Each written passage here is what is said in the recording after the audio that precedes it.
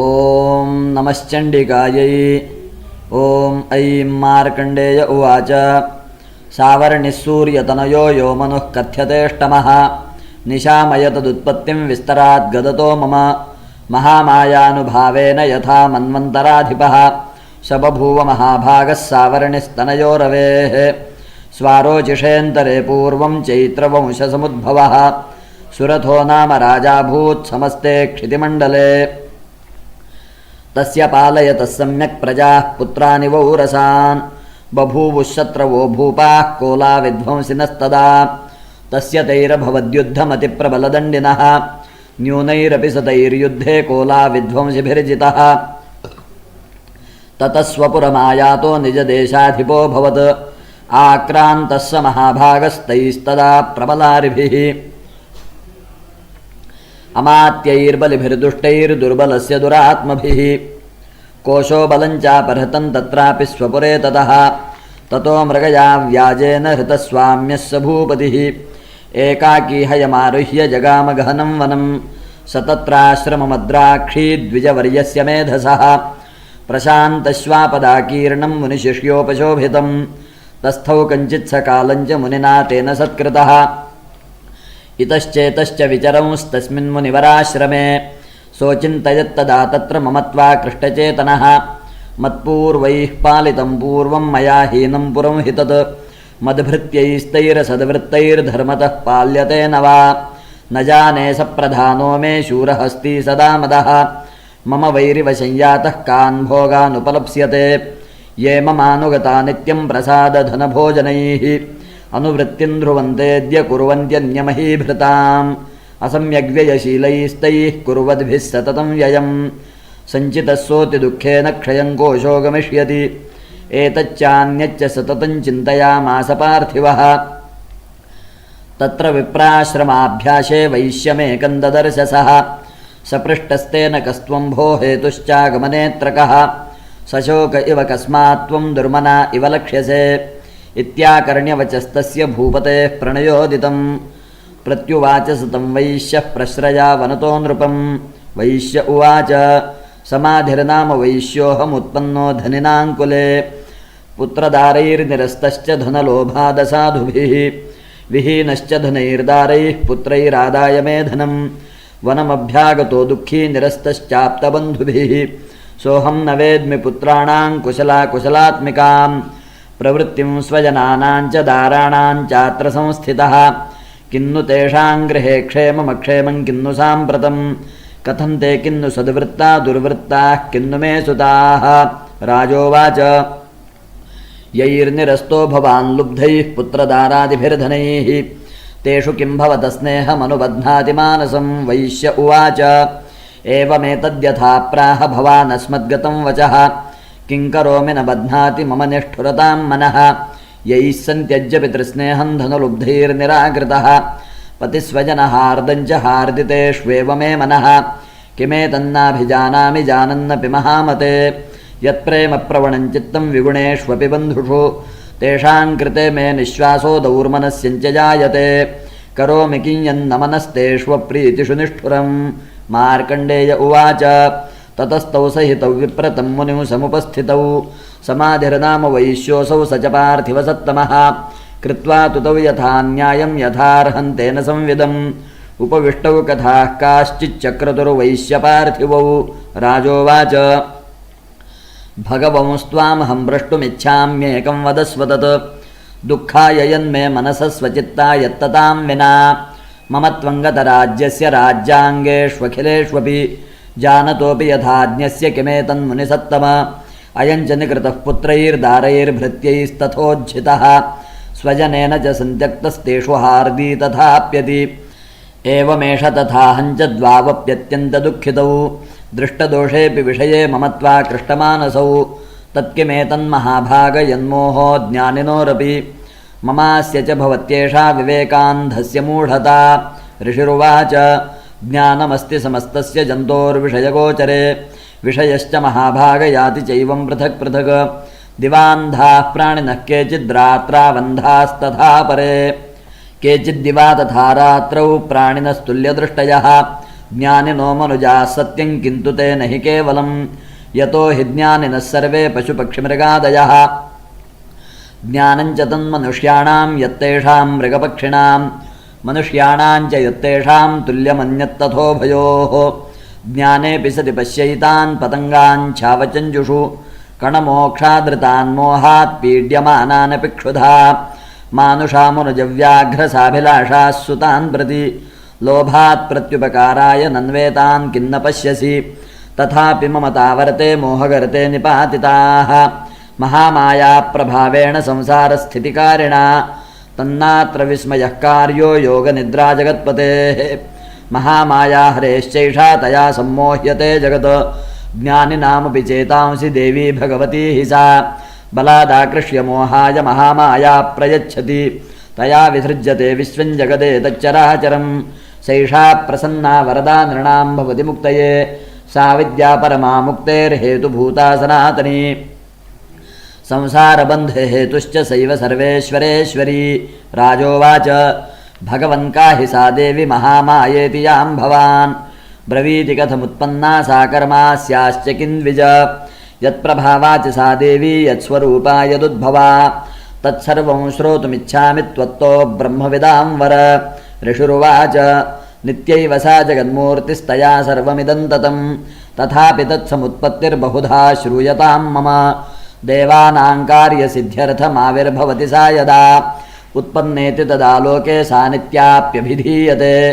योगनिद्रां यदा विष्णुर्जगत्येकार्णवीकृते आस्तीर्यशेषमभजत्कल्पान्ते भगवान् प्रभुः तदा द्वावसुरौ घोरौ विख्यातौ मधुकैटभौ विष्णुकर्णमलोद्भूतौ हन्तुं ब्रह्माणमुद्यतौ सनाभिकमले विष्णो स्थितो ब्रह्मा प्रजापतिः दृष्ट्वा तावसुरौ चोग्रौ प्रसुप्तं च जनार्दनं तुष्टावयोगनिद्रान्तामेकाग्रहृदयस्थितः विबोधनार्थाय हरेर्हरिनेत्रकृतालयां विश्वेश्वरीं जगद्धात्रीं स्थितिसंहारकारिणीं निद्रां भगवतीं विष्णोरतुलां तेजसः प्रभुः ब्रह्मोवाच त्वं स्वाहा त्वं स्वधा त्वं हि वषट्कारस्वरात्मिका सुधा त्वमक्षरे नित्ये त्रिधा मात्रात्मिका स्थिता अर्धमात्रा स्थिता नित्या यानुच्चार्या विशेषतः त्वमेव सन्ध्या सावित्री त्वं देवि जननी परा त्वयैतद्धार्यते विश्वं त्वयैतत्सृज्यते जगत् त्वयैतत्पाल्यते देवि त्वमत्स्यन्ते च सर्वदा विसृष्टौ सृष्टिरूपा त्वं स्थितिरूपा च पालने तथा संहृतिरूपान्ते जगतोऽस्य जगन्मये महाविद्या महामाया महामेधा महास्मृतिः महामोहा च भवती महादेवी महासुरी प्रकृतिस्त्वं च सर्वस्य गुणत्रयविभाविनी कालरात्रिर्महारात्रिर्मोहरात्रिश्च दारुणा त्वं श्रीस्त्वमीश्वरी त्वं ह्रीस्त्वं बुद्धिर्बोधलक्षणा लज्जा पुष्टिस्तथा तुष्टिस्त्वं शान्तिः क्षान्तिरेव च खड्गिनी शूलिनी घोरा गदिनी चक्रिणी तथा शङ्खिनी चापिनी बाणभुषुण्डी परिघायुधा सौम्या सौम्यतराशेष सौम्येभ्यस्त्वति सुन्दरी परापराणां परमा त्वमेव परमेश्वरी यच्च किञ्चित् क्वचिद्वस्तु सदसद्वाखिलात्मिके तस्य सर्वस्य या शक्तिः सा त्वं किं स्तूयसे तदा यया त्वया जगत्स्रष्टा जगत्पात्यत्तियो जगत् सोऽपि निद्रावसन्नीतः कस्त्वां स्तोतुमिहेश्वरः विष्णुः शरीरग्रहणमहमीशान एव च कारितास्ते यतो तस्त्वां कस्तोतुं शक्तिमान् भवेत् सा त्वमित्थं प्रभावैस्वैरुदारैर्देवि संस्तुता मोहयैतौ दुराधर्षावसुरौ मधुकैटभौ प्रबोधं च जगत्स्वामी नीयतामच्युतो लघु बोधश्चक्रियतामस्य हन्तुमेतौ महासुरौ ऋषुरुवाच एवं स्तुता तदा देवी तामसी तत्र वेधसा विष्णोः प्रबोधनार्थाय निहन्तुं मधुकैटभौ नेत्रास्य नासिका बाहुहृदयेभ्यस्तथोरसः निर्गम्य दर्शने तस्थौ ब्रह्मणो व्यक्तजन्मनः उत्तस्थौ च जगन्नाथस्तया मुक्तो जनार्दनः एकार्णवे हि शयनात् ततः स ददृशे च तौ मधुकैटभौ दुरात्मानावतिवीर्यपराक्रमौ क्रोधरक्ते क्षणावत्तुं ब्रह्माणं जनितोद्यमौ समुत्थाय ततस्ताभ्यां युयुधे भगवान् हरिः पञ्चवर्षसहस्राणि बाहुप्रहरणो विभुः तावप्यतिबलोन्मत्तौ महामाया विमोहितौ उक्तवन्तौ वरोऽस्मत्तो व्रियतामिति केशवम्। श्रीभगवानुवाच भवेतामद्य मे तुष्टौ मम वध्यावुभावपि किमन्येन वरेणात्र एतावद्धिवृतं मम। ऋषिरुवाच वञ्चिताभ्यामिति तदा सर्वमापोमयं जगत् विलोक्यताभ्यां गदितो भगवान् कमलेक्षणः आवाञ्जहिन यत्रोर्वी सलिलेन परिप्लुता। ऋषिरुवाच तथेत्युक्त्वा भगवता शङ्खचक्रगदाभृता कृत्वा चक्रेण वैच्छिन्ने जघने शिरसि तयोः। एवमेषा समुत्पन्ना ब्रह्मणा संस्तुता स्वयं प्रभावमस्या देव्यास्तु भूय शृणु वदामि ते। ऐं ॐ श्रीमार्कण्डेयपुराणे सावर्णिके मन्वन्तरे देवी माहात्म्ये प्रथमः श्रीजगदम्बार्पणमस्तु। हरिः ॐ। ॐ ह्रीं ऋषिरुवाच देवासुरमभूद्युद्धं पूर्णमब्दशतं पुरा महिषेसुराणामधिपे देवानां च पुरन्दरे तत्रासुरैर्महावीर्यैर्देवसैन्यं पराजितं जित्वा च सकलान् देवान् इन्द्रो भून्महिषासुरः। ततः पराजिता देवाः पद्मयोनिं प्रजापतिं पुरस्कृत्य गतास्तत्र यत्रेश गरुडध्वजौ यथा वृत्तन्तयोस्तद्वन्महिषासुरचेष्टितं।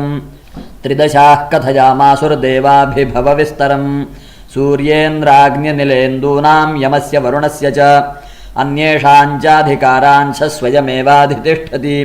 स्वर्गान्निराकृताः सर्वे तेन देवगणा भुवि विचरन्ति यथा मर्त्या महिषेण दुरात्मना। एतद्वः कथितं सर्वममरारिविचेष्टितं शरणं वः प्रपन्ना स्मो वधस्तस्य विचिन्त्यताम्। इत्थन्निशम्य देवानां वचांसि मधुसूदनः चकारकोपं शम्भुश्च भ्रुकुटीकुटिलाननौ ततोऽतिकोपपूर्णस्य चक्रिणो वदनात्ततः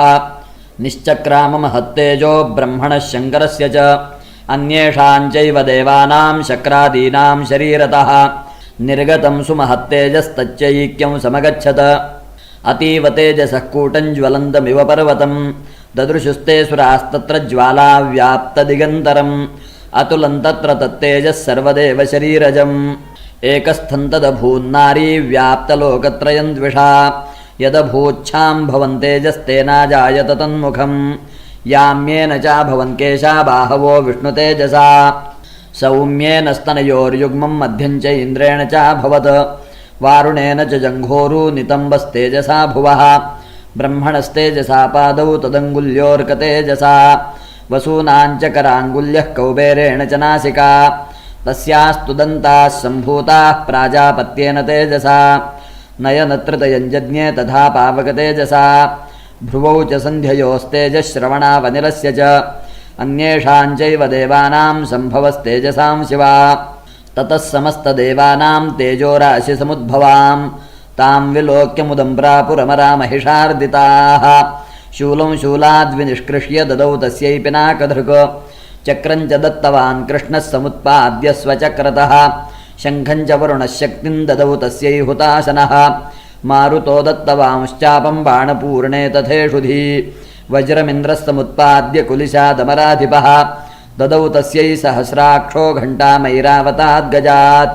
कालदण्डाद्यमोदण्डं पाशं चाम्बुपतिर्ददौ प्रजापतिश्चाक्षमालां ददौ ब्रह्माकमण्डलुं समस्तरोमकूपेषु निजरश्मीन् दिवाकरः कालश्च दत्तवान् खड्गं तस्याश्चर्म च निर्मलं क्षीरोदश्चामलं हारमजरे च तथाम्बरे चूडामणिं तथा दिव्यं कुण्डले कटकानि च अर्धचन्द्रं तथा शुभ्रं केयूरान् सर्वबाहुषु नूपुरौ विमलौ तद्वद्ग्रैवेयकमनुत्तमम् अङ्गुलीयकरत्नानि समस्तास्वङ्गुलीषु च विश्वकर्मा ददौ तस्यै परशुञ्चाति निर्मलम् अस्त्राण्यनेकरूपाणि तथा भेद्यं च दंशनम् अम्लानपङ्कजां मालां शिरस्युरसि चापराम् अददज्जलधिस्तस्यै पङ्कजं चातिशोभनं हिमवान्वाहनं सिंहं रत्नानि विविधानि च ददावशून्यं सुरया पानपात्रं धनाधिपः शेषश्च सर्वनागेशो महामणिविभूषितम् नागहारं ददौ तस्यै धत्तेयः पृथिवीमिमाम् अन्यैरपि सुरैर्देवी भूषणैरायुधैस्तथा सम्मानिताननादोच्चैः साट्टहासं मुहुर्मुहुः तस्यानादेन घोरेण कृत्स्नमापूरितं नभः अमायतातिमहता प्रतिशब्दो महानभूत् चुक्षुभुः सकलालोकाः समुद्राश्च च कम्पिरे चचालवसुधा चेलुः सकलाश्च महीधराः जयेति देवाश्च मुदा तामूचुः सिंहवाहिनीं तुष्टुवुर्मुनयश्चैनां भक्तिनम्रात्ममूर्तयः दृष्ट्वा समस्तं संक्षुब्धं त्रैलोक्यममरारयः सन्नद्धाखिलसैन्यास्ते समुत्तस्थुरुदायुधाः आः किमेतदिति क्रोधादाभाष्य महिषासुरः अभ्यधावत तं शब्दमशेषैरसुरैर्वृतः स ददर्श ततो देवीं व्याप्तलोकत्रयान्द्विषा पादाक्रान्त्यानतभुवं किरीटोल्लिखिताम्बरां क्षोभिताशेषपातालां धनुर्ज्या निस्वनेन तां दिशो भुजसहस्रेण समन्ताद्व्याप्य संस्थितां ततः प्रववृते युद्धं तया देव्यासुरद्विषां शस्त्रास्त्रैर्बहुधा मुक्तैरादीपितदिगन्तरं महिषासुरसेनानीश्चिक्षुराख्यो महासुरः युयुधे चामरश्चान्यैश्चतुरङ्गबलान्वितः रथानामयुतैः षड्भिरुदग्राख्यो महासुरः अयुध्यतायुतानाञ्च सहस्रेण महाहनुः 50 नियुतैरसिलो मा महासुरः अयुतानां शतैः षड्भिर्बाष्कलो युयुधेरणे गजवाजिसहस्रौघैरनेकैः परिवारितः वृतो रथानां कोट्या च युद्धे तस्मिन्नयुध्यत बिडालाख्योयुतानाञ्च 50 युयुधे संयुगे तत्र रथानां परिवारितः अन्ये च तत्रायुतशो रथनागहयैर्वृताः युयुधुः संयुगे देव्या सह तत्र महासुराः कोटिकोटिसहस्रैस्तु रथानां दन्तिनां तथा हयानाञ्च वृतो युद्धे तत्राभून्महिषासुरः तोमरैर्भिन्दिपालैश्च शक्तिभिर्मुसलैस्तथा युयुधुः संयुगे देव्या खड्गैः परशुपट्टिशैः केचिच्च चिक्षिपुःशक्तिः केचित् पाशांस्तथा परे देवीं खड्गप्रहारैस्तु ते तां हन्तुं प्रचक्रमुः सापि देवी ततस्तानि शस्त्राण्यस्त्राणि चण्डिका लीलयैव प्रचिच्छेद निजशस्त्रास्त्रवर्षिणी अनायस्तानना देवी स्तूयमानासुरर्षिभिः मुमोचासुरदेहेषु शस्त्राण्यस्त्राणि चेश्वरी सोऽपि क्रुद्धोद्धुतसटो देव्या वाहनकेसरी चचारासुरसैन्येषु वनेष्वि बहुताशिनः निःश्वासान्मुमुचेयांश्च युध्यमानारणेऽम्बिका त एव सद्यः सम्भूता गणाः शतसहस्रशः युयुधुस्ते परशुभिर्भिन्दिपालासि पट्टिशैः नाशयन्तोऽसुरगणान् देवी शक्त्युपबृंहिताः अवादयन्तपटहान् गणाः शङ्खांस्तथा परे मृदङ्गांश्च तथैवान्ये तस्मिन् युद्धमहोत्सवे ततो देवी त्रिशूलेन गदया शक्तिवृष्टिभिः खड्गादिभिश्च शतशो निजघानमहासुरान् पातयामास चैवान्यान् घण्टास्वनविमोहितान्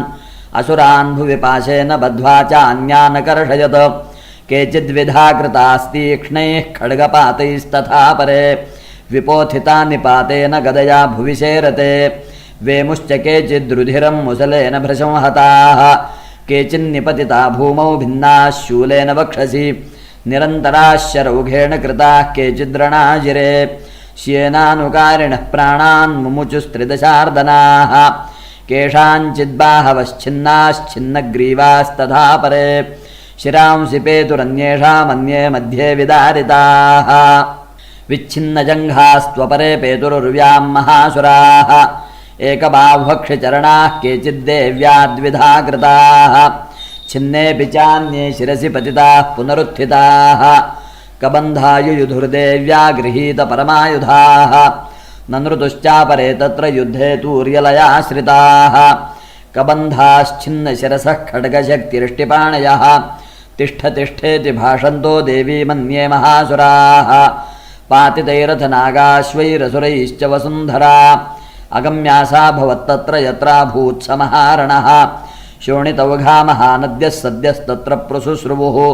मध्ये चासुरसैन्यस्य वारणासुरवाजिनां क्षणेन तन्महासैन्यमसुराणां तथाम्बिका निन्ये क्षयं यथा वह्निस्तृणदारुमहाचयं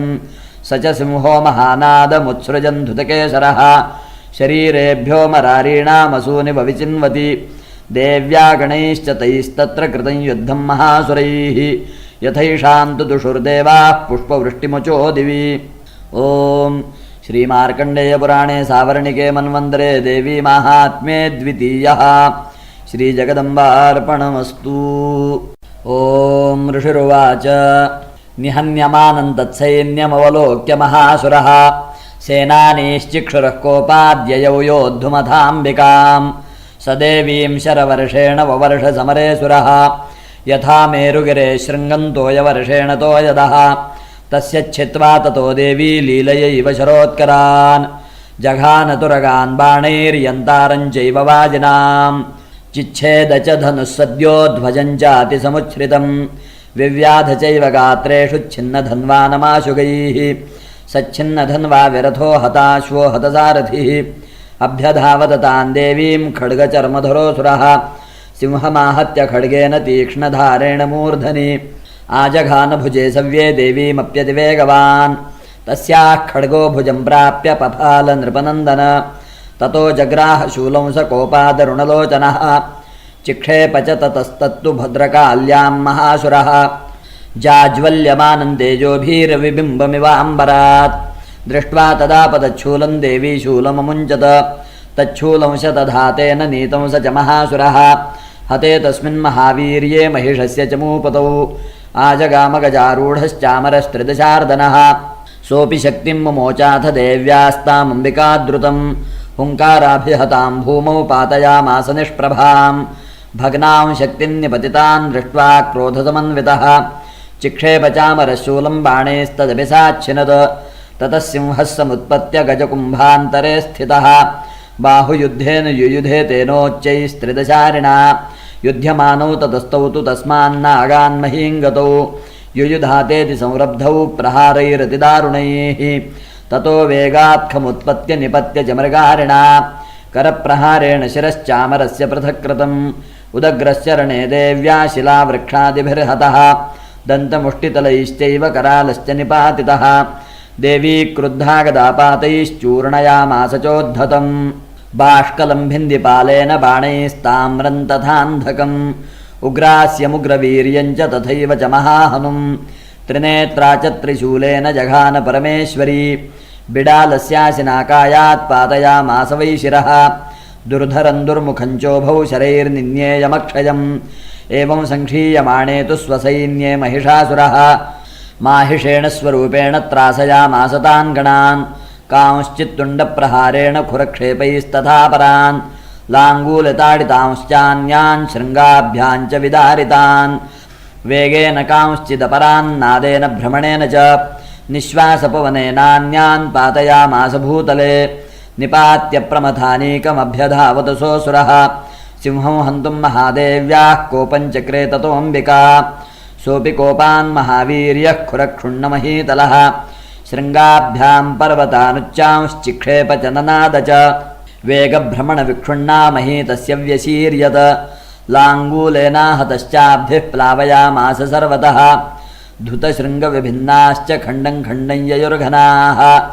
श्वासानिलास्ताः शतशो निपेतुर्नभसोचलाः इति क्रोधसमाधमातमापतन्तं महासुरं दृष्ट्वा सा चण्डिका कोपं तद्वधाय तदाकरोत् सा क्षिप्त्वा तस्य वैपाशं तं बबन्धमहासुरं तत्याजमाहिषं रूपं सोऽपि बद्धो महामृधे ततः सिंहो भवत्सद्यो यावत् तस्याम्बिका शिरः छिनत्ति तावत् पुरुषः खड्गपाणिरदृश्यत तत एवाशु पुरुषं देवी चिच्छेदसायकैः तं खड्गचर्मणा सार्धं ततः सोऽभून्महागजः करेण च महासिंहं तञ्च कर्षजगर्ज च कर्षतस्तु करं देवी खड्गेन निरकृन्तत ततो महासुरो भूयो माहिषं वपुरा स्थितः तथैव क्षोभयामास त्रैलोक्यं सचराचरं ततः क्रुद्धा जगन्माता चण्डिका पानमुत्तमं पपौ पुनः पुनश्चैव जहासारुणलोचना ननर्दचासुरसोऽपि बलवीर्यमदोद्धतः विषाणाभ्यां च चिक्षेप चण्डिकां प्रतिभूधरान् सा च तान् प्रहितांस्तेन चूर्णयन्ती शरोत्करैः उवाच तं मदोद्धूतमुखरागाकुलाक्षरं श्रीदेव्युवाच गर्ज गर्जक्षणं मूढमधु यावत् पिबाम्यहं मया त्वयि हतेऽत्रैव गर्जिष्यन्त्याशु देवताः ऋषिरुवाच एवमुक्त्वा समुत्पत्य सारूढा तं महासुरं पादेनाक्रम्य कण्ठे च शूलेनैनमताडयत् ततः सोऽपि पदाक्रान्तस्तया निजमुखात् ततः अर्धनिष्क्रान्त एवासीद्देव्या वीर्येण संवृतः अर्धनिष्क्रान्त एवासौ युध्यमानो महासुरः तया महाशिना देव्या शिरश्चित्वा निपातितः। ततो हाहाकृतं सर्वं दैत्यसैन्यन्ननाशतत्। प्रहर्षञ्च परञ्जग्मुः सकला देवतागणाः। तुष्टुस्तां सुरा देवीं सह दिव्यैर्महर्षिभिः। जगुर्गन्धर्वपतयो ननृतुश्चाप्सरोगणाः। मार्कण्डेयपुराणे सावर्णिके मन्वन्तरे देवी माहात्म्ये तृतीयः। श्रीजगदम्बार्पणमस्तु। ॐ ऋषिरुवाच शक्रादयः सुरगणा निहतेति वीर्ये तस्मिन् दुरात्मनि सुरारिबले च देव्या। तान् दुष्टुवुः प्रणति नम्रशिरोधरां सा वाग्भिः प्रहर्षपुलकोद्गमचारुदेहाः। देव्या ययात तमिदं जगदात्मशक्त्या निःशेषदेवगणशक्तिसमूहमूर्त्या। तामम्बिकामखिलदेवमहर्षिपूज्यां भक्त्या नता स्म विदधातु शुभानि सानः। यस्याः प्रभावमतुलं भगवाननन्तो ब्रह्माहरश्च न हि वक्तुमलं बलञ्च। सा चण्डिकाखिलजगत्परिपालनाय नाशाय चाशुभभयस्य मतिं करोतु। या श्रीस्वयं सुकृतिनां भवनेष्वलक्ष्मीः पापात्मनां कृतधियां हृदयेषु बुद्धिः। श्रद्धा सताङ्कुलजनप्रभवस्य लज्जातान् त्वान्नता स्म परिपालय देवि विश्वम्।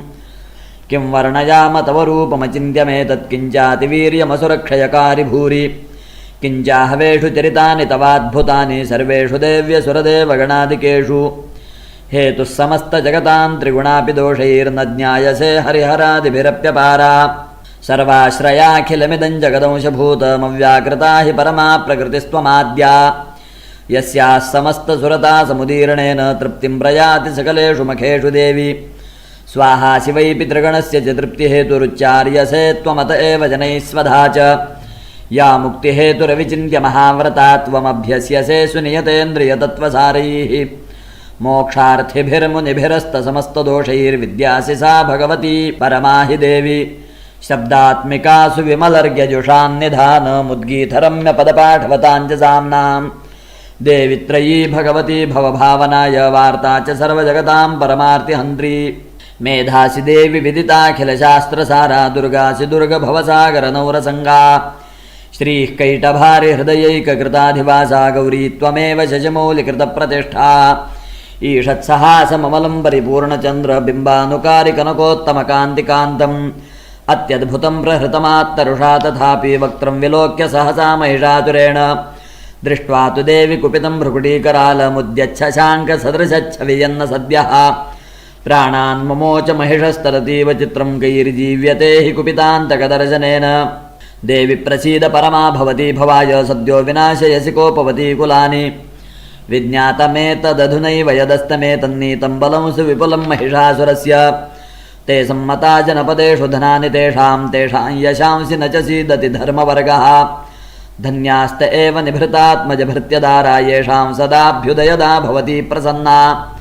धर्म्याणि देवि सकलानि सदैव कर्माण्यत्यादृतः प्रतिदिनं सुकृतीकरोति। स्वर्गं प्रयाति च ततो भवती प्रसादाल्लोकत्रयेऽपि फलदा ननु देवि तेन।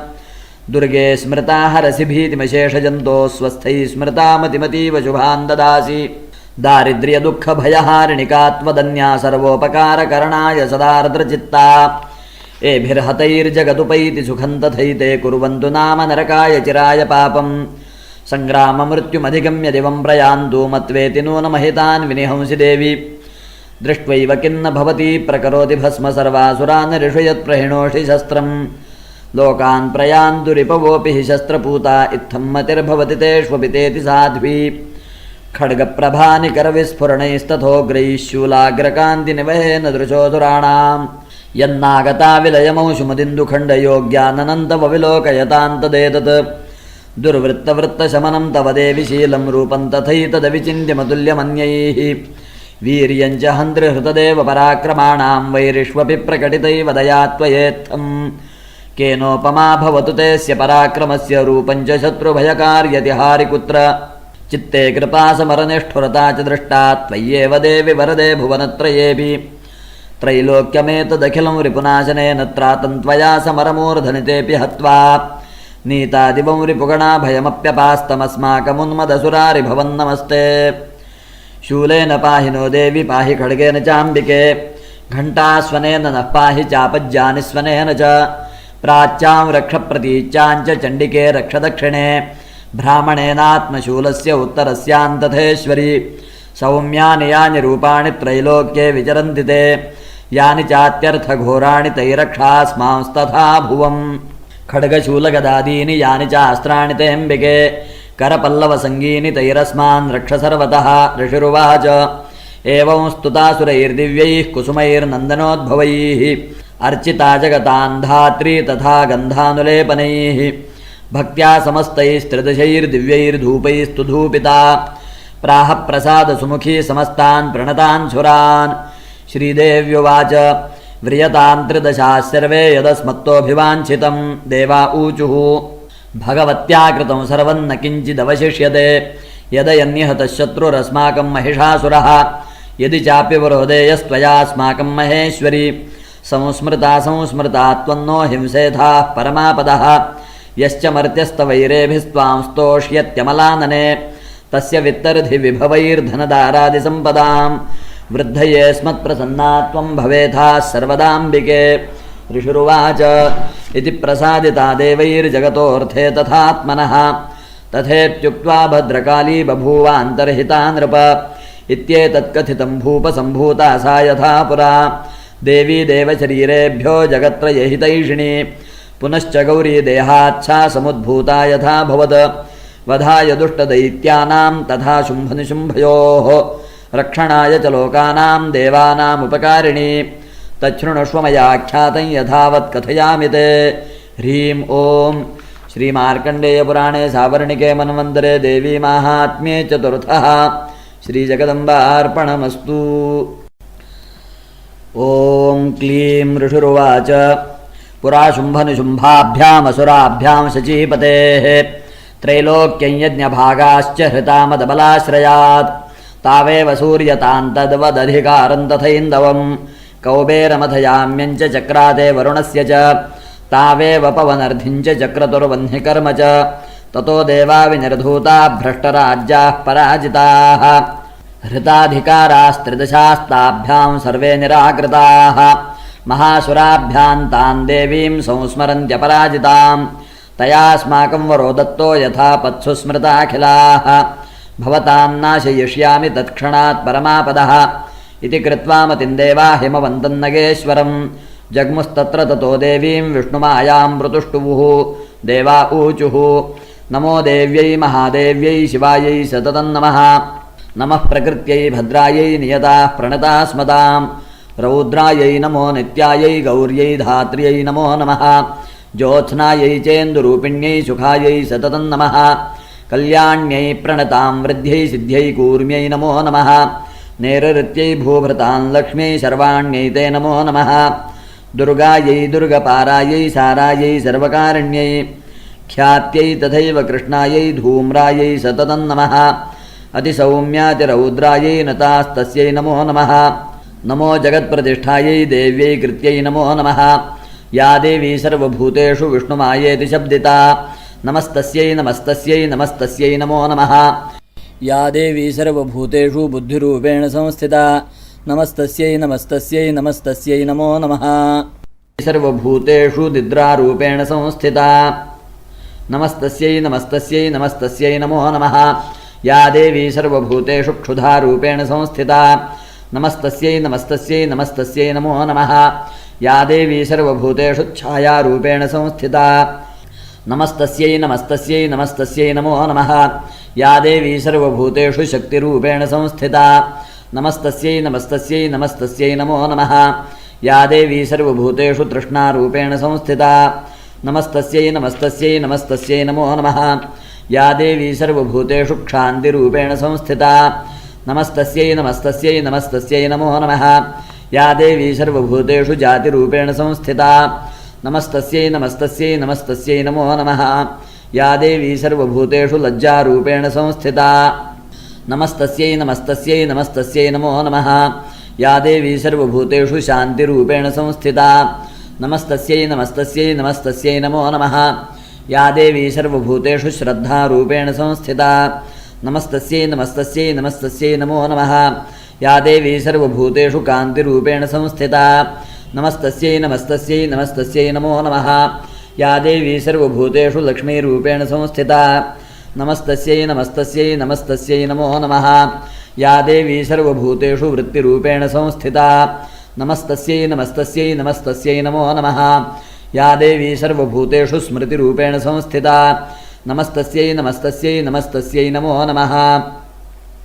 या देवी सर्वभूतेषु दयारूपेण संस्थिता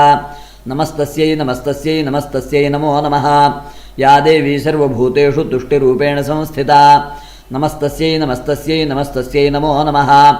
या देवी सर्वभूतेषु मातृरूपेण संस्थिता नमस्तस्यै नमस्तस्यै नमस्तस्यै नमो नमः।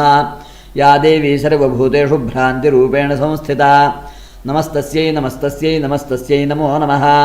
इन्द्रियाणामधिष्ठात्री भूतानां चाखिलेषु या भूतेषु सततं तस्यै व्याप्तिदेव्यै नमो नमः। चितिरूपेण या कृत्स्नमेतद्व्याप्य स्थिता जगत् नमस्तस्यै नमस्तस्यै नमस्तस्यै नमो नमः।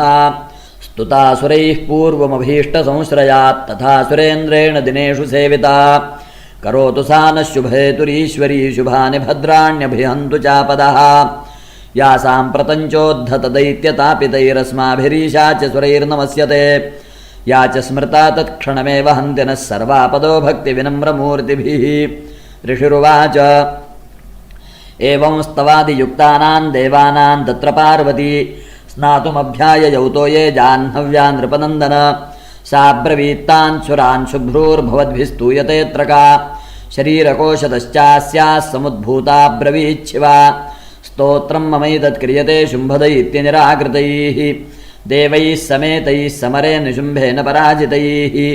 शरीरकोशाद्यत्तस्याः पार्वत्या निःसृताम्बिका कौशिकेति समस्तेषु ततो लोकेषु गीयते तस्यां विनिर्गतायां तु कृष्णाभूत् सापि पार्वती कालिकेति समाख्याता हिमाचलकृताश्रया ततोऽम्बिकां परं रूपं बिभ्राणां सुमनोहरं ददर्श चण्डो मुण्डश्च भृत्यौ शुम्भनिशुम्भयोः ताभ्यां शुम्भाय चाख्याता अतीव सुमनोहरा काप्यास्ते स्त्री महाराज भासयन्ती हिमाचलं नैव तादृक्वचिद्रूपं दृष्टं केनचिदुत्तमं ज्ञायतां काप्यसौ देवी गृह्यतां चासुरेश्वर स्त्रीरत्नमति चार्वङ्गी द्योतयन्ती दिशस्त्विषा सा तु तिष्ठति दैत्येन्द्र तां भवान् द्रष्टुमर्हति यानि रत्नानि मणयो गजाश्वादीनि वै प्रभो त्रैलोक्ये तु समस्तानि साम्प्रतं भान्ति ते गृहे ऐरावतः समानीतो गजरत्नं पुरन्दरात् पारिजाततरुश्चायं तथैवोच्चैः श्रवाहयः विमानं हंससंयुक्तमेतत्तिष्ठति तेऽङ्गणे रत्नभूतमिहानीतं यदासीद्वेधसोद्भुतं निधिरेष महापद्मः समानीतो धनेश्वरात् किञ्जल्किनीं ददौ चाब्धिर्मालामम्लानपङ्कजां छत्रं देवारुणङ्गेः काञ्चन स्रावितिष्ठति तथा यंस्यन्दनवरो यः पुरासीत् प्रजापतेः मृत्योरुत्क्रान्तिदानाम शक्तिरीशत्वया हृता पाशः सलिलराजस्य भ्रातुस्तव परिग्रहे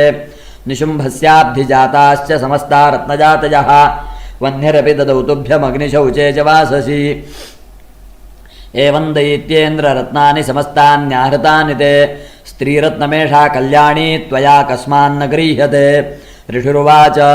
निशम्येति वचः शुम्भः स तदा चण्डमुण्डयोः प्रेषयामास सुग्रीवं दूतं देव्या महासुरम् इति चेति च वक्तव्या सा गत्वा वचनान् मम यथा चाभ्येति सम्प्रीत्या तथा कार्यं त्वया लघु स तत्र गत्वा यत्रास्ते शैलोद्देशेति शोभने सा देवी तान् ततः प्राह सुलक्षणं मधुरया गिरा दूत उवाच देवि दैत्येश्वर शुम्भस्त्रैलोक्ये परमेश्वरः दूतोऽहं प्रेषितस्तेन त्वत्सकाशमिहागतः अव्याहताज्ञः सर्वासु यः सदा देवयोनिषु निर्जिताखिलदैत्यारिः स यदाह शृणुष्व तत् मम त्रैलोक्यमखिलं मम देवावशानुगाः यज्ञभागानहं सर्वानुपाश्नामि पृथक् पृथक् त्रैलोक्ये वररत्नानि मम वश्यान्यशेषतः तथैव गजरत्नं च हृत्वा देवेन्द्रवाहनं क्षीरोदमथनोद्भूतमश्वरत्नं ममामरैः उच्चैः श्रवससमुद्यं तत्प्रणिपत्य समर्पितं यानि चान्यानि देवेषु गन्धर्वेषु रगेषु च रत्नभूतानि भूतानि तानि मय्येव शोभने स्त्रीरत्नभूतान् त्वां देवि लोके मन्यामहे वयं सा त्वमस्मानुपागच्छ यतो रत्नभुजो वयं मां वा ममानुजं वापि निशुम्भमुरुविक्रमं भजत्वञ्चञ्चलापाङ्गिरत्नभूतासि वै यतः परमैश्वर्यमतुलं प्राप्स्यसे मत्परिग्रहात् एतद्बुद्ध्या समालोच्य मत्परिग्रहतां व्रज। ऋषिरुवाच इत्युक्ता सा तदा देवी गम्भीरा अन्तस्मिता जगौ दुर्गा भगवती भद्रा ययेदं धार्यते जगद। श्रीदेव्युवाच सत्यमुक्तं त्वया नात्र मिथ्या किञ्चित् त्वयोदितं त्रैलोक्याधिपतिः शुम्भो निशुम्भश्चापि तादृशः किन्त्वत्र यत्प्रतिज्ञातं मिथ्या तत्क्रियते कथं श्रूयतामल्पबुद्धित्वात् प्रतिज्ञाया कृता पुरा यो मां जयति संग्रामे यो मे दर्पं व्यपोहति यो मे प्रतिबलो लोके समे भर्ता भविष्यति तदा गच्छतु शुम्भोऽत्र निशुम्भो वा महासुरः मां जित्वा किञ्चिरेणात्र पाणिं गृह्णातु मे लघु। दूत उवाच अवलिप्तासि मयिवं त्वं देवि ब्रूहि ममाग्रतः त्रैलोक्येकः पुमांस्तिष्ठेदग्रे शुम्भनिशुम्भयोः अन्येषामपि दैत्यानां सर्वे देवानवैयुधि तिष्ठन्ति सम्मुखे देवी किं पुनस्त्री त्वमेकिका इन्द्राद्याः सकला देवास्तस्वर्येषान्न संयुगे शुम्भादीनां कथं तेषां स्त्रीप्रयास्यसि सम्मुखं सा त्वं गच्छ मयैवोक्ता पार्श्वं शुम्भनिशुम्भयोः केशाकर्षणनिर्धूतगौरवामागमिष्यसि। श्रीदेव्युवाच एवमेतद्बली शुम्भो निशुम्भश्चातिवीर्यवान् किं करोमि प्रतिज्ञा मे यदनालोचिता पुरा सत्वं गच्छ मयोक्तं ते यदेतत् सर्वमादृतः तदा चक्ष्वासुरेन्द्राय स च युक्तं करोतु तत्। मार्कण्डेयपुराणे सावर्णिके मन्वन्तरे देवी माहात्म्ये पञ्चमः। श्रीजगदम्बार्पणमस्तु। ॐ ऋषिरुवाच इत्याकर्ण्यवचो देव्याः सदूतो मर्षपूरितः समाचष्टसमागम्य दैत्यराजाय विस्तरात् तस्य दूतस्य तद्वाक्यमाकर्ण्यासुरराट् ततः सक्रोधः प्राह दैत्यानामधिपं धूम्रलोचनं हे धूम्रलोचनाशुत्वं स्वसैन्यपरिवारितः तामानय बलाद्दुष्टां केशाकर्षणविह्वलां तत्परित्राणदः कश्चिद्यदि वोत्तिष्ठते परः स हन्तव्यो मरो वापि यक्षो गन्धर्व एव वा। ऋषिरुवाच तेनाज्ञप्तस्ततः शीघ्रं स दैत्यो धूम्रलोचनः वृतषष्ट्या सहस्राणामसुराणां द्रुतं ययौ स दृष्ट्वा तां ततो देवीं तुहिनाचलसंस्थितां जगादोच्चैः प्रयाहीति मूलं शुम्भनिशुम्भयोः न चेत्प्रीत्याद्य भवती मद्भर्तारमुपैष्यति ततो बलान्नयाम्येष केशाकर्षणविह्वलां। श्रीदेव्युवाच दैत्येश्वरेण प्रहितो बलवान् बलसंवृतः बलान्नयसि मामेवं ततः किं ते करोम्यहं। ऋषिरुवाच इत्युक्तः सोऽभ्यधावत्तामसुरो धूम्रलोचनः हुङ्कारेणैव तं भस्मसाचकाराम्बिका ततः अथ क्रुद्धं महासैन्यमसुराणां तथाम्बिका ववर्षसायकैस्तीक्ष्णैस्तथा शक्तिपरश्वधैः ततो धुतसटः कोपात् कृत्वा नादं सुभैरवं पपातासुरसेनायां सिंहो देव्या स्ववाहनः कांश्चित्करप्रहारेण दैत्यानास्येन चापरान् आक्रम्य चाधरेणान्यान् स जघानमहासुरान् केषाञ्चित् पाटयामास नखैः कोष्ठानि केसरी तथा तलप्रहारेण शिरांसि कृतवान् पृथक् विच्छिन्नबाहुशिरसः कृतास्तेन तथा परे पपौ च रुधिरङ्कोष्ठादन्येषान् धुतकेसरः क्षणेन तद्बलं सर्वं क्षयन्नीतं महात्मना तेन केसरिणा देव्या वाहनेनातिकोऽपि न श्रुत्वा तमसुरं देव्या निहतं धूम्रलोचनं बलं च क्षयितं कृत्स्नं देवी केसरिणा ततः चुकोपदैत्याधिपतिः शुम्भः प्रस्फुरिताधरः आज्ञापयामास च तौ चण्डमुण्डौ महासुरौ हे चण्ड हे मुण्डबलैर्बहुभिः परिवारितौ तत्र गच्छत गत्वा च सा समानीयतां लघु केशेष्वाकृष्य बद्भावा यदि वः संशयो युधि तदा शेषायुधैः सर्वैरसुरैर्विनिहन्यतां तस्यां हतायां दुष्टायां सिंहे च विनिपातिते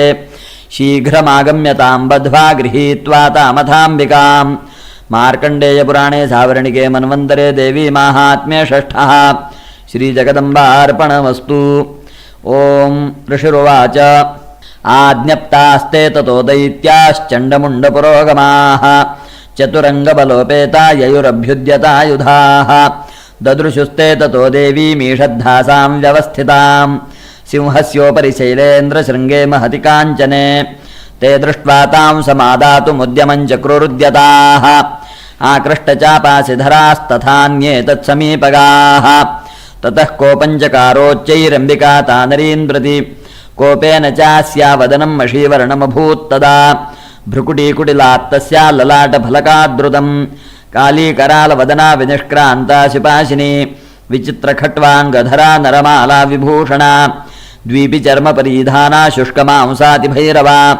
अतिविस्तारवदना जिह्वाल्ललनभीषणा निमग्ना रक्तनयना नादापूरितदिङ्मुखा सा वेगेनाभिपतिता घातयन्ती महासुरान् सैन्ये तत्र सुरारीणामभक्षयत तद्बलम् पार्ष्णिग्राहाङ्कुशग्राहि योधघण्टा समन्वितान् समादायैकहस्तेन मुखे चिक्षेपवारणान् तथैव योधन्तुरगैरथं सारथिना सह निक्षिप्य वक्त्रे दशनैश्चर्वयन्त्यतिभैरवम्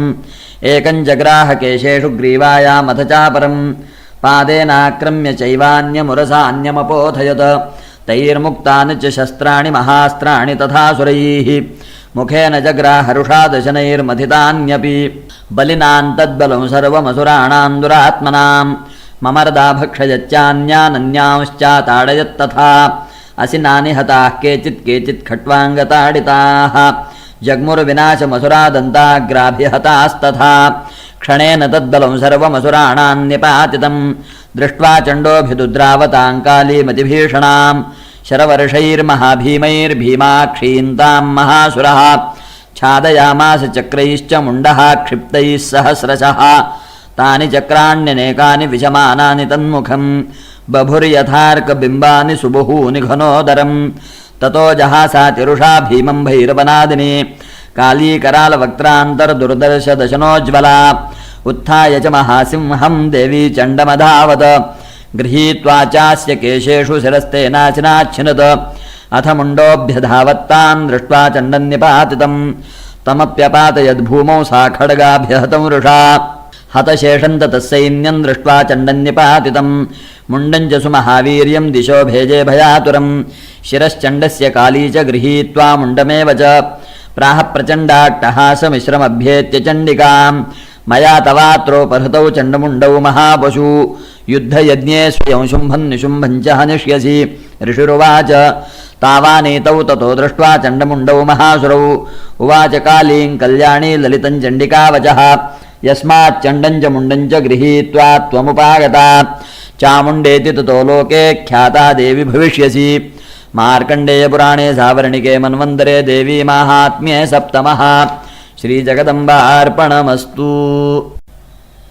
ॐ ऋषिरुवाच चण्डे च निहते दैत्ये मुण्डे च विनिपातिते बहुलेषु च सैन्येषु क्षयितेष्वसुरेश्वरः ततः कोपपराधीनचेताः शुम्भः प्रतापवान् उद्योगं सर्वसैन्यानां दैत्यानामादिदेशः अद्य सर्वबलैर्दैत्याः षडशीतिरुदायुधाः कम्बूनाञ्च दुरशीतिर्निर्यान्तु स्वबलैर्वृताः कोटिवीर्याणि पञ्चाशदसुराणां कुलानि वै शतङ्कुलानि धौम्राणां निर्गच्छन्तु ममाज्ञया कालकादौर्हृदामौर्याः कालकेयास्तथासुराः युद्धाय सज्जा निर्यान्तु आज्ञया त्वरिता मम इत्याज्ञाप्यासुरपतिः शुम्भो भैरवशासनः निर्जगाममहासैन्यसहस्रैर्बहुभिर्वृतः आयान्तञ्चण्डिका दृष्ट्वा तत्सैन्यमतिभीषणं ज्याश्वनैः पूरयामास धरणी गगनान्तरं ततः सिंहो महानादमतीव कृतवान् नृप घण्टास्वनेन तन्नादमम्बिका चोपबृंहयत् धनुर्ज्यासिंहघण्टानां नादापूरितदिङ्मुखा निनादैर्भीषणैः काली जिज्ञे विस्तारितानना तन्निनादमुपश्रुत्य दैत्यसैन्यैश्चतुर्दिशं देवी सिंहस्तथा काली सरोषैः परिवारिताः एतस्मिन्नन्तरे भूपविनाशाय सुरद्विषां भवायामरसिंहानामतिवीर्यबलान्विताः ब्रह्मेशगुहविष्णूनां तथेन्द्रस्य च शक्तयः शरीरेभ्यो विनिष्क्रम्य तद्रूपैश्चण्डिकां ययुः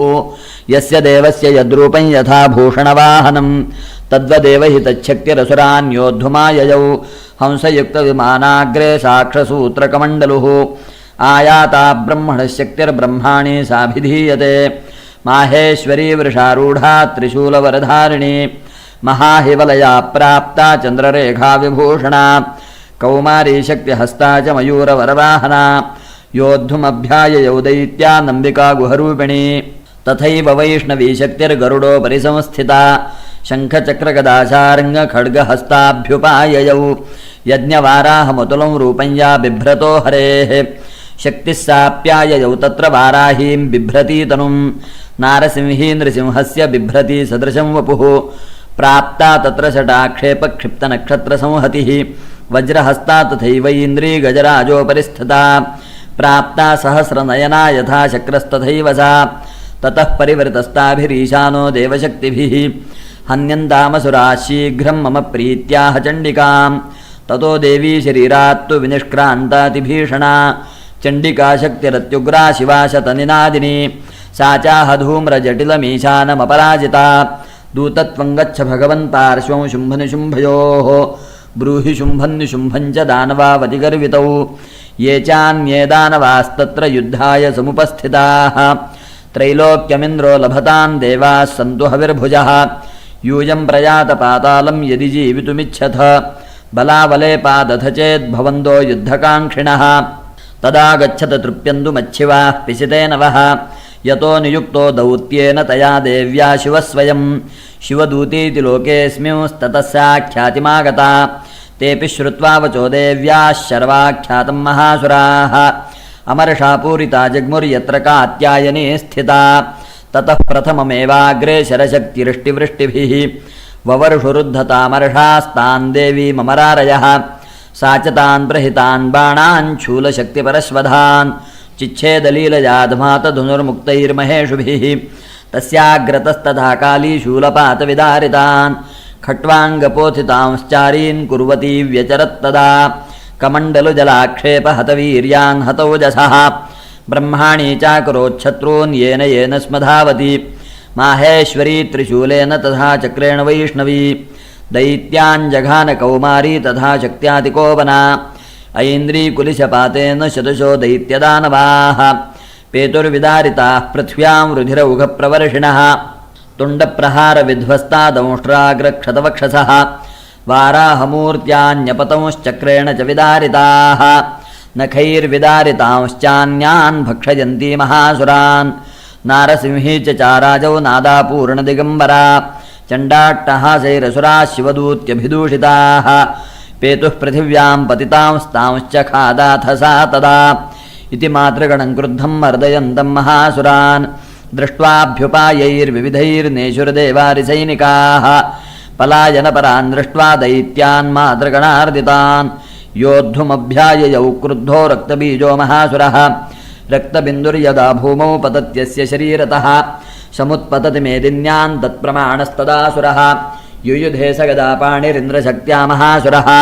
ततश्चैन्द्री स्ववज्रेण रक्तबीजमताडयत् कुलिसेनाहतस्याशु बहु शुश्रावशोणितं समुत्तस्थुस्ततो योधास्तद्रूपास्तत्पराक्रमाः यावन्तः पतितास्तस्य शरीराद्रक्तबिन्दवः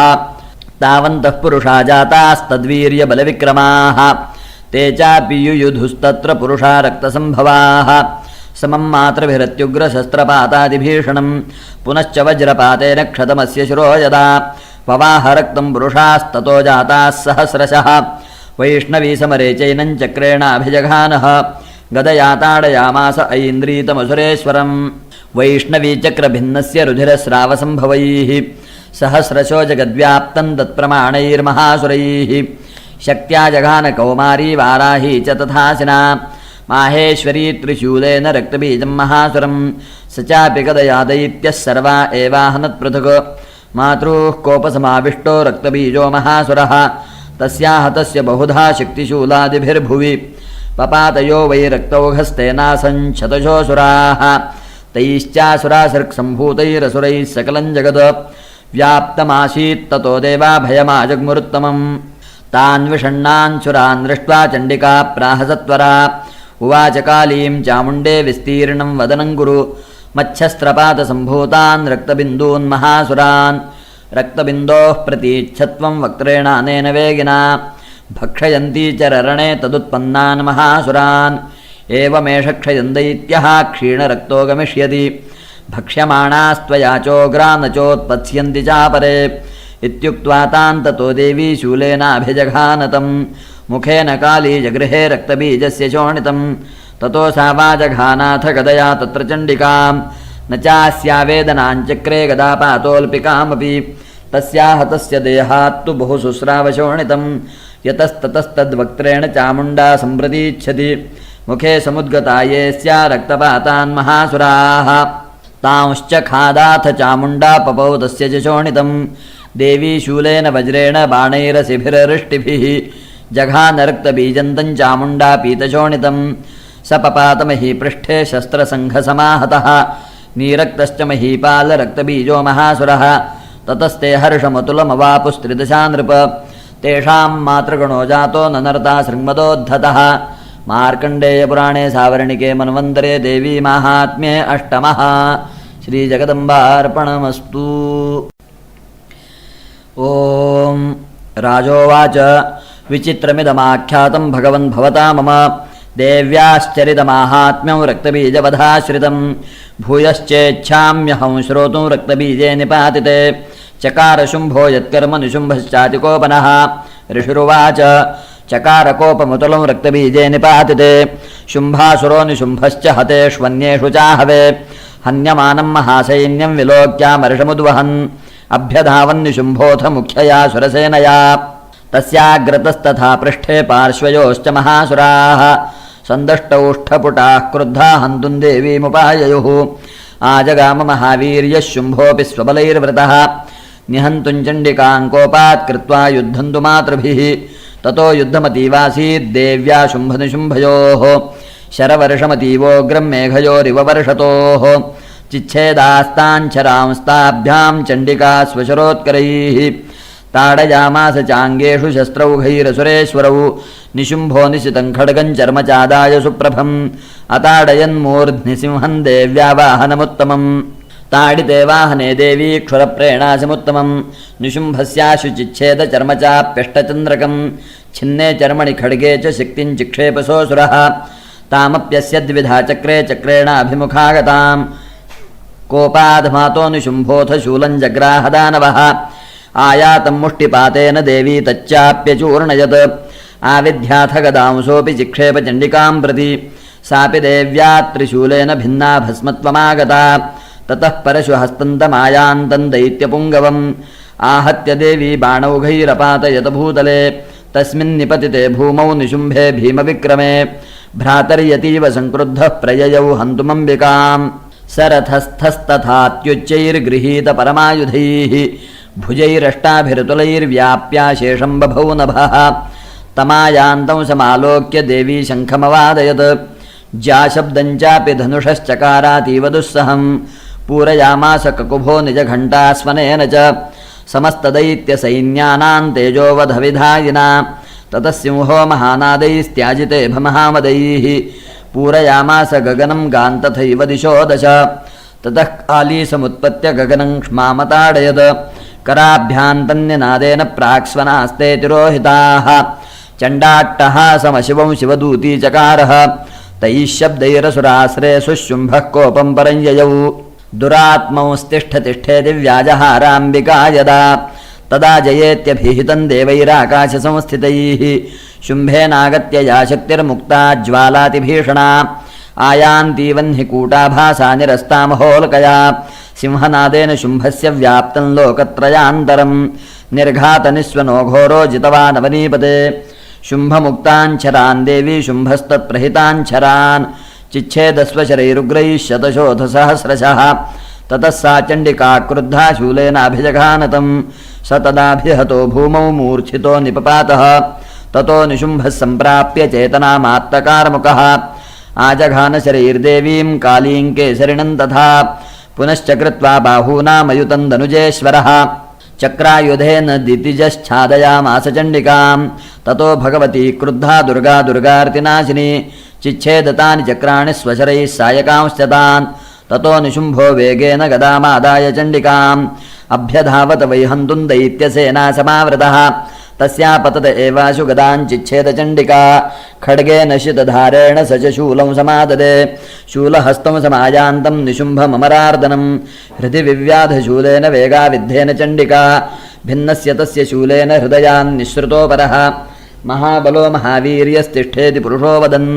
तस्य निष्क्रामतो देवी प्रहस्य स्वनवत्ततः शिरश्चिच्छेदखड्गेन ततो सा वपतद्भुवि ततः सिंहश्च खादोग्रं दंष्ट्राक्षुण्णशिरोधरान् असुरांस्तांस्तथा काली शिवदूती तथा परान् कौमारी शक्तिनिर्भिन्नाः केचिन्नेषुर्महासुराः ब्रह्माणि मन्त्रपूतेन तोयेनान्ये निराकृताः माहेश्वरी त्रिशूलेन भिन्नाः पेतुस्तथा परे वाराही तुण्डघातेन केचिच्चूर्णीकृता भुवि खण्डं खण्डं च चक्रेण वैष्णव्या दानवाः कृताः वज्रेण चैन्द्रियहस्ताग्रविमुक्तेन तथा परे केचिद्विनेषुरसुराः केचिन्नष्टा महाहवात् भक्षिताश्चापरे काली शिवदूती मृगाधिपैः मार्कण्डेयपुराणे सावर्णिके मन्वन्तरे देवी माहात्म्ये नवमः श्रीजगदम्बार्पणमस्तु। ॐ ऋषिरुवाच निशुम्भन्यहतं दृष्ट्वा भ्रातरं प्राणसंयतं हन्यमानं बलं चैव शुम्भः क्रुद्धो ब्रवीद्वचः बलावलेपाद्दुष्टे त्वं मादुर्गे गर्वमावह अन्यासां बलमाश्रित्य युध्यसे याति मानिनी। श्रीदेव्युवाच एकैवाहं जगत्यत्र द्वितीया काममापरा पश्यैता दुष्टमय्येव विशन्त्यो मद्विभूतयः ततः समस्तास्ता देव्यो ब्रह्माणि प्रमुखालयम् तस्या देव्यास्तनौ जग्मुरेकैवासीत्तदाम्बिका।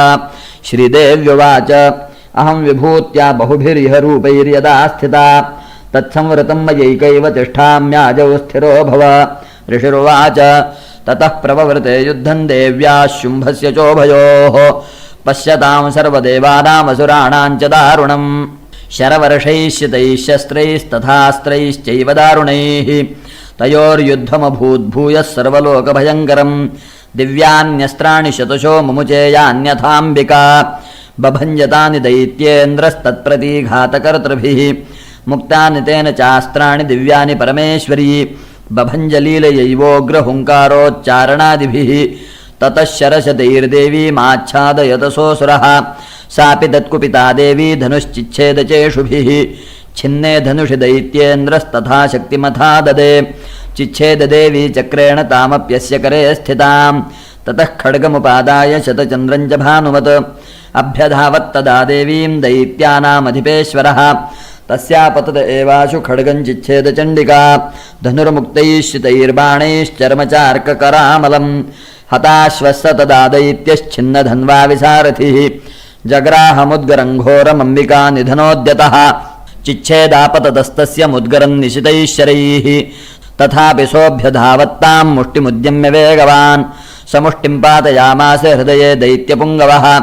देव्यास्तञ्चापि सा देवी तलेनोरस्य ताडयत् तलप्रहाराभिहतो निपपातमहीतले सदैत्यराजः सहसा पुनरेव तथोत्थितः उत्पत्य च प्रगृह्योच्चैर्देवीं गगनमास्थितः तत्रापि सा निराधारा युयुधे तेन चण्डिका नियुद्धङ्खे तदा दैत्यश्चण्डिका च परस्परं चक्रतुः प्रथमं सिद्धमुनिविस्मयकारकं ततो नियुद्धं सुचिरं कृत्वा तेनाम्बिका सह उत्पात्यभ्रामयामास चिक्षेपधरणीतले सक्षिप्तो धरणीं प्राप्य मुष्टिमुद्यम्य वेगितः अभ्यधावत दुष्टात्मा चण्डिका निधनेच्छया तमायान्तं ततो देवी सर्वदैत्यजनेश्वरं जगत्यां पातयामास भित्त्वा शूलेन वक्षसि स गतासुः पपातोर्व्यां देवी शूलाग्रविक्षतः चालयन् सकलां पृथ्वीं साब्धिद्वीपां सपर्वतां ततः प्रसन्नमखिलं हते तस्मिन् दुरात्मनि जगत्स्वास्थ्यमतीवापनिर्मलं चाभवन्नभः उत्पातमेघाः सोल्काये प्रागासंस्ते शमय्ययुः शरितो मार्गवाहिन्यस्तथा संस्तत्र पातिते ततो देवगणाः सर्वे हर्षनिर्भरमानसाः बभूवुर्निहते तस्मिन् गन्धर्वा ललितं जगुः अवादयंस्तथैवान्ये ननृतुश्चाप्सरोगणाः ववुः पुण्यास्तथा वाताः सुप्रभो भूद्दिवाकरः जज्वलुश्चाग्नयः शान्ताः शान्तादिग्जनितस्वनाः। मार्कण्डेयपुराणे सावर्णिके मन्वन्तरे देवी माहात्म्ये दशमः। श्रीजगदम्बार्पणमस्तु। ॐ ऋषिरुवाच देव्या हते तत्र महासुरेन्द्रे सेन्द्रासुरावह्नि पुरोगमास्तां कात्यायनीं तुष्टुवृष्टलाभात् विकाशिवक्त्राब्जविकाशिताशाः देवि प्रपन्नार्ति हरे प्रसीद प्रसीद मातर्जगतोऽखिलस्य प्रसीद विश्वेश्वरि पाहि विश्वं त्वमीश्वरी देवि चराचरस्य आधारभूता जगतस्त्वमेका महीस्वरूपेण यतस्थितासि अपां स्वरूपस्थितया त्वयैतत् आप्यायते कृत्स्नमलङ्घ्य वीर्ये त्वं वैष्णवी शक्तिरनन्तवीर्या विश्वस्य बीजं परमासि माया सम्मोहितं देवि समस्तमेतत् त्वं वै प्रसन्ना भुवि मुक्तिहेतुः विद्याः समस्तास्तव देवि भेदाः स्त्रियः समस्ताः सकला जगत्सु त्वयैकया पूरितमम्बयैतत् का ते स्तुतिस्तव्यपरा परोक्तिः सर्वभूता यदा देवी स्वर्गमुक्तिप्रदायिनी त्वं स्तुतास्तुतये का वा भवन्तु परमोक्तयः सर्वस्य बुद्धिरूपेण जनस्य हृदि संस्थिते स्वर्गापवर्गदे देवि नारायणि नमोऽस्तु ते कलाकाष्ठादिरूपेण परिणामप्रदायिनि विश्वस्योपरतौ शक्ते नारायणि नमोऽस्तु ते सर्वमङ्गलमाङ्गल्ये शिवे सर्वार्थसाधिके शरण्ये त्र्यम्बके गौरि नारायणि नमोऽस्तु ते सृष्टिस्थितिविनाशानां शक्तिभूते सनातने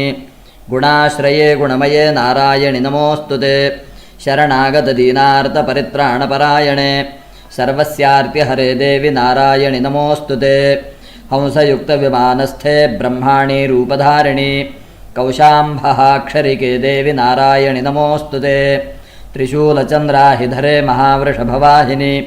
माहेश्वरी स्वरूपेण नारायणि नमोऽस्तु ते मयूरकुक्कुटवृते महाशक्तिधरे नघे कौमारीरूपसंस्थाने नारायणि नमोऽस्तु ते शङ्खचक्रगदाशार्ङ्गगृहीतपरमायुधे प्रसीद वैष्णवीरूपे नारायणि नमोऽस्तु ते गृहीतोऽग्रमहाचक्रे दंष्ट्रोद्धृतवसुन्धरे वराहरूपिणि शिवे नारायणि नमोऽस्तु ते नृसिंहरूपेणोऽग्रेण हन्तुन्दयित्यान् कृतोद्यमे त्रैलोक्यत्राणसहिते नारायणि नमोऽस्तु ते किरीटिनि महावज्रे सहस्रनयनोज्ज्वले वृत्रप्राणहरे चैन्द्रि नारायणि नमोऽस्तु ते शिवदूतीस्वरूपेण हतदैत्यमहाबले घोररूपे महारावे नारायणि नमोऽस्तु ते दंष्ट्राकरालवदने शिरोमालाविभूषणे चामुण्डे मुण्डमथने नारायणि नमोऽस्तु ते लक्ष्मीलज्जे महाविद्ये श्रद्धे पुष्टिस्वधे ध्रुवे महारात्रिमहाविद्ये नारायणि नमोऽस्तु ते मेधे सरस्वतिवरे भूतिबाभ्रवितामसि नियते त्वं प्रसीदेशे नारायणि नमोऽस्तु ते सर्वस्वरूपे सर्वेशे सर्वशक्तिसमन्विते भयेभ्यस्त्राहिनो देवि दुर्गे देवि नमोऽस्तु ते एतत्ते वदनं सौम्यं लोचनत्रयभूषितं पातु नः सर्वभीतिभ्यः कात्यायनि नमोऽस्तु ते ज्वालाकरालमत्युग्रमशेषासुरसूदनं त्रिशूलं पातु नो भीतेर्भद्रकालि नमोऽस्तु ते हिनश्चिदैत्यतेजांसि स्वनेनापूर्यया जगत् सा घण्टा पातु नो देवि पापेभ्यो नः सुतानिव असुरासृग्वसापङ्कचर्चितस्ते करोज्ज्वलः शुभाय खड्गो भवतु चण्डिके त्वान्नता वयम् रोगानशेषानपहंसि तुष्टा रुष्टा तु कामान् सकलानभीष्टान् त्वामाश्रितानान्न विपन्नराणां त्वामाश्रिता ह्याश्रयतां प्रयान्ति एतत्कृतं यत्कदनं त्वयाद्य धर्मद्विषान् देवि महासुराणां रूपैरनेकैर्बहुधात्ममूर्तिं कृत्वाम्बिके तत्प्रकरोति कान्या विद्यासु शास्त्रेषु विवेकदीपेषु आद्येषु वाक्येषु च का त्वदन्या मम त्वगर्तेति महान्धकारे बिभ्रामयत्येतदतीव विश्वं रक्षांसि यत्रोग्रविषाश्च नागाः यत्रारयोदस्युबलानि यत्र दावानलो यत्र तथाब्धिमध्ये तत्र स्थिता त्वं परिपासि विश्वं विश्वेश्वरि त्वं परिपासि विश्वं विश्वात्मिका धारयसीति विश्वं विश्वेशवन्द्या भवती भवन्ति विश्वाश्रया ये त्वयि भक्तिनम्राः देवि प्रसीद परिपालय नोरिभीतेः नित्यं यथासुरवधादधुनैव सद्यः पापानि सर्वजगतां प्रशमन्नयासु उत्पातपाकजनितांश्च महोपसर्गान् प्रणतानां प्रसीदत्वं देवि विश्वार्तिहारिणि त्रैलोक्यवासिनामीड्ये लोकानां वरदा भव श्रीदेव्युवाच वरदाहं सुरगणा वरयन्मनसेच्छथ तं वृणुध्वं प्रयच्छामि जगतामुपकारकं देवा ऊचुः सर्वाबाधाप्रशमनं त्रैलोक्यस्याखिलेश्वरी एवमेव त्वया कार्यमस्मद्वैर्विनाशनं श्रीदेव्युवाच वैवस्वतेन्दरे प्राप्ते 28मे युगे शुम्भो निशुम्भश्चैवान्या उत्पत्स्येते महासुरौ नन्दगोपगृहे जाता यशोदा गर्भसम्भवा ततस्तौ नाशयिष्यामि विन्ध्याचलनिवासिनी पुनरप्यतिरौद्रेण रूपेण पृथिवीतले अवतीर्य हनिष्यामि वै प्रचित्तांस्तु दानवान् भक्षयन्त्याश्च तानुग्रान् वै प्रचित्तान् महासुरान् रक्तादन्ता भविष्यन्ति दाडिमी कुसुमोपमाः ततो मां देवताः स्वर्गे मर्त्यलोके च मानवाः स्तुवन्तो व्याहरिष्यन्ति सततं रक्तदन्तिकां भूयश्च शतवार्षिक्यामनावृष्ट्यामनम्भसि मुनिभिः संस्तुता भूमौ सम्भविष्याम्ययो निजा ततश्च तेन नेत्राणान् निरीक्षिष्यामि यन्मुनीन् कीर्तयिष्यन्ति मनुजाः शताक्षीमिति मां ततोऽहमखिलं लोकमात्मदेहसमुद्भवैः भरिष्यामि सुराः शाकैरावृष्टेः प्राणधारकैः शाकम्भरीति विख्यातिं तदा यास्याम्यहं भुवि तत्रैव च वधिष्यामि दुर्गमाख्यं महासुरं दुर्गादेवीति विख्यातं तन्मे नाम भविष्यति पुनश्चाहं यदा भीमं रूपं कृत्वा हिमाचले रक्षांसि भक्षयिष्यामि मुनीनां त्राणकारणात् तदा मां मुनयः सर्वे स्तोष्यन्त्या नम्रमूर्तयः भीमादेवीति विख्यातं तन्मे नाम भविष्यति यदा रुणाख्यस्त्रैलोक्ये महाबाधां करिष्यति तदाहं भ्रामरं रूपं कृत्वा सङ्ख्येय षट्पदम् त्रैलोक्यस्य हितार्थाय वधिष्यामि महासुरं भ्रामरीति जमान् लोकास्तदा स्तोष्यन्ति सर्वतः इत्थं यदा यदा बाधा दानवोत्था भविष्यति तदा तदावतीर्याहं करिष्याम्यति संशयम् मार्कण्डेयपुराणे सावर्णिके मन्वन्तरे देवी माहात्म्ये 11 श्रीजगदम्बार्पणमस्तु। ॐ श्रीदेव्युवाच एभिस्तवैश्च मान्नित्यं स्तोष्यते यः समाहितः तस्याहं सकलां बाधां नाशयिष्याम्यसंशयम् मधुकैटभनाशं च महिषासुरघातनं कीर्तयिष्यन्ति ये तद्वद्वधं शुम्भनिशुम्भयोः अष्टम्यां च चतुर्दश्यां नवम्यां चैकचेतसः श्रोष्यन्ति चैव ये भक्त्या मम माहात्म्यमुत्तमं न तेषां दुष्कृतं किञ्चित् दुष्कृतोत्थानजापदः भविष्यति न दारिद्र्यं न चैवेष्टवियोजनं शत्रुतो न भयं तस्य दस्युतो वानराजतः न शस्त्रानलतौ योगात् कदाचित् सम्भविष्यति तस्मान्ममैतन्माहात्म्यं पठितव्यं समाहितैः श्रोतव्यं च सदा भक्त्या परं स्वस्त्ययनो हि तत् उपसर्गानशेषांस्तु महामारी समुद्भवान् तथा त्रिविधमुत्पातं माहात्म्यं शमयेन्मम यत्रैतत्पठ्यते सम्यक् नित्यमायतने मम सदा न तद्विमोक्ष्यामि सान्निध्यं तत्र मे स्थितं बलिप्रदाने पूजायामग्निकार्ये महोत्सवे सर्वं ममैतच्चरितमुच्चार्यं श्राव्यमेव च जानता वापि बलिपूजां तथा कृतां प्रतीच्छिष्याम्यहं प्रीत्या वह्निहोमं तथा कृतं शरत्काले महापूजा क्रियते या च वार्षिकी तस्यां ममैतन्माहात्म्यं श्रुत्वा भक्तिसमन्वितः सर्वाबाधा विनिर्मुक्तो धनधान्यसुतान्वितः मनुष्यो मत्प्रसादेन भविष्यति न संशयः श्रुत्वा ममैतन्माहात्म्यं तथा चोत्पत्तयः शुभाः पराक्रमं च युद्धेषु जायते निर्भयः पुमान् रिपवः संक्षयं यान्ति कल्याणं चोपपद्यते नन्दते च खलु पुंसां माहात्म्यं मम शृण्वतां शान्तिकर्मणि सर्वत्र तथा दुःस्वप्नदर्शने ग्रहपीडासु चोग्रासु माहात्म्यं शृणुयान्मम उपसर्गाश्च मय्यान्ति ग्रहपीडाश्च दारुणाः दुःस्वप्नं च निर्भिर्दृष्टं सुस्वप्नमुपजायते बालग्रहाभिभूतानां बालानां शान्तिकारकं सङ्घातभेदे चन्द्रणां मैत्रीकरणमुत्तमं दुर्वृत्तानामशेषाणां बलहानिकरं परं रक्षो भूतपिशाचानां पठनादेवनाशनं सर्वं ममैतन्माहात्म्यं मम सन्निधिकारकं पशुपुष्पार्घ्यधूपैश्च गन्धदीपैस्तथोत्तमैः विप्राणां भोजनैर्होमैः प्रोक्षणीयैरहर्निशम् अन्यैश्च विविधैर्भोगैः प्रदानैर्वत्सरेण या प्रीतिर्मे क्रियते सास्मिन् सकृत्सु चरिते श्रुते श्रुतं हरति पापानि तथारोग्यं प्रयच्छति रक्षां करोति भूतेभ्यो जन्मनां कीर्तनं मम युद्धेषु चरितं यन्मे दुष्टदैत्यनिबर्हणं तस्मिन् श्रुते वैरिकृतं भयं पुंसान्न जायते युष्माभिस्तुतयो याश्च ब्रह्मर्षिभिः कृताः ब्रह्मणा च कृतास्तास्तु प्रयच्छन्ति शुभां मतिम् अरण्ये प्रान्तरे वापि दावाग्निपरिवारितः दस्युभिर्वावृतशून्ये गृहीतो वापि शत्रुभिः सिंहव्याघ्रानुयातो वा वने वा वनहस्तिभिः राज्ञा क्रुद्धेन चाज्ञप्तो वध्यो बन्धगतोऽपि वा आघूर्णितो वा वातेन स्थितः पोते महार्णवे पतत्सु चापि शस्त्रेषु सङ्ग्रामे भृशदारुणे सर्वाबाधासु घोरासु वेदनाभ्यर्दितोऽपि वा स्मरन् ममैतच्चरितं नरो मुच्येत सङ्कटात्